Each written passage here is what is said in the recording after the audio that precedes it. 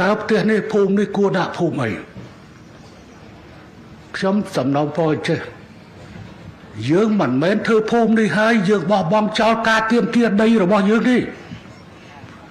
ភូមិនេះខ្ញុំសូមស្នើដាក់ថាជាភូមិរងចាំភូមិរងចាំអញ្ចឹងសូមបែងចែកប្លុកទៅភូមិរងចាំទី1ភូមិរងចាំទី2ភូមិរងចាំទី3ភូមិរងចាំទី4ព្រោះភូមិវាធំណា4ម៉ែត្រ4គីឡូ4ជ្រុងសូមអរគុណហើយដល់កែកម្យ៉ាងដែលបានផ្ដល់ដីនេះសម្រាប់ការសាងសង់ហេតុផលខ្ញុំមានន័យរបស់ខ្ញុំ